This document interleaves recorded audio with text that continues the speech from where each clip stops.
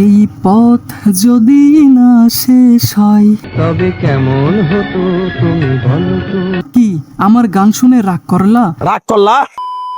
ওকে finally অপেক্ষার অবসান ঘটিয়ে মুক্তি পেল রকস্টারের দ্বিতীয় টিজার, যেটার নাম রাখা হয়েছে ফ্লাওয়ার্স। অর্থাৎ সিনেমাতে শাকিব খানের লাভ ইন্টারেস্ট বা নায়িকাদের সম্পর্কে জানান দেওয়া। তো কেমন ছিল শাকিব খানের ফুলগুলো? কি বললি তুই? আই মিন কেমন ছিল রকস্টারের দ্বিতীয় টিজার, এটা নিয়েই কথা বলবো। তবে তার আগে ইন্ট্রো। তো কেমন আছেন আপনি আর আপনার উনি? হাই, আমি জনি। চলুন শুরু করি। ফার্স্ট অফ অল 1 মিনিট 19 সেকেন্ডের এই টিজারে আমাদের অ্যাপ্রক্সিমেটলি 50 সেকেন্ড ভিজুয়াল দেখানো হয়েছে। তবে আমি সত্যিই মনে করতে পারছি না এমন টিজার কাট লাস্ট কবে দেখেছিলাম। হ্যাঁ, সত্যিই বললাম। আর এই টিজারে মূলত একজন রকস্টারের ঝলমলে দুনিয়ার আড়ালে তার পার্সোনাল লাইফ কত বৈচিত্র্যময় এবং তার লাইফে এইসব নায়িকাদের কি রোল, এই সব কিছু টিজার বা ফ্লাওয়ারে ইঙ্গিত করে বোঝানো হয়েছে। আর আমরা মূলত এই ফুলগুলোর সাক্ষী হলাম, বা বলতে পারেন এই ফুলগুলোর দর্শন পেলাম। এই ফুলগুলোর একটা ফুল হচ্ছে সাবিলা নূর, তানজিয়া মিথিলা এবং সুনিধি নায়েক। ইনি হচ্ছেন সুনিধি নায়েক। আপনারা অনেকেই হয়তো এই টিজারে শুধু 2টা নায়িকাকেই নোটিস করেছিলেন, তাই না? तुम्हें कैसे पता चला? আরে আমি জানি এটা।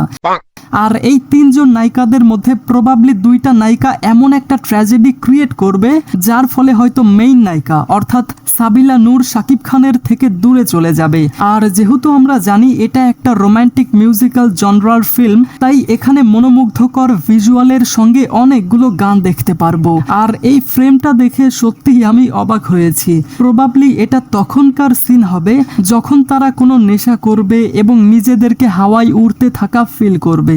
আর এই টিজারে কয়েকটা সিকোয়েন্স আমাদেরকে বোঝায় সিনেমায় শাকিব খানের ক্যারেক্টার নেশা করবে, যেটা একটা রকস্টার ক্যারেক্টার প্লে করা মানুষের সাথে পারফেক্টলি ম্যাচ করে। তবে এই পুরো টিজারের 3টা জিনিস আমার সব থেকে ভালো লেগেছে। প্রথমটা তো অবভিয়াসলি শাকিব খান, দ্বিতীয় এটার ভিজুয়াল এবং ফ্রেম, আর তৃতীয়টা বিজিএম।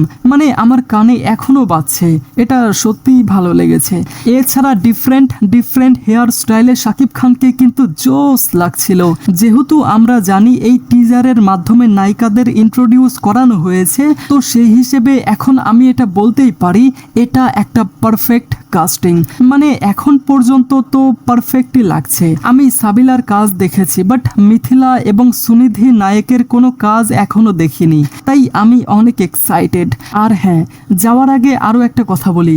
এই টিজারে আমরা শুনতে পাই নো ওয়ান লাভস মি। এই লাইনটা হয়তো এই সিনেমার থিমেটিক্যাল স্টোরি লাইনের দিকেই ইঙ্গিত করছে। হ্যাঁ, যদিও এই টিজার দেখলে শাকিব খানের নায়িকাদের সঙ্গে রসায়ন ছাড়া তেমন কিছুই মনে থাকবে না, তবে অনেক অডিয়েন্স এটার থেকে বেশি কিছুই আশা করেছিল। বাট ডোন্ট ওয়ারি, তাদের উদ্দেশ্যে জাস্ট একটা কথাই বলতে চাই, এটা জাস্ট একটা ইন্ট্রোডাকশন টিজার, যেটার ওভারঅল সবকিছু মিলিয়ে অ্যাপ্রিসিয়েট পাওয়ার মতোই কাট হয়েছে। পাশাপাশি এই সিনেমার স্কেল সম্পর্কেও কিন্তু আমরা কিছুটা আন্দাজ পাই। তো রকস্টারের পরবর্তী কন্টেন্ট গুলো আসলে এটা আরো ভালোভাবে আন্দাজ করতে পারবো। আর কিছু বলবে? তো আপনার কাছে এই টিজার কেমন লেগেছে কমেন্টে জানান। ঠিক আছে। Thanks for watching guys.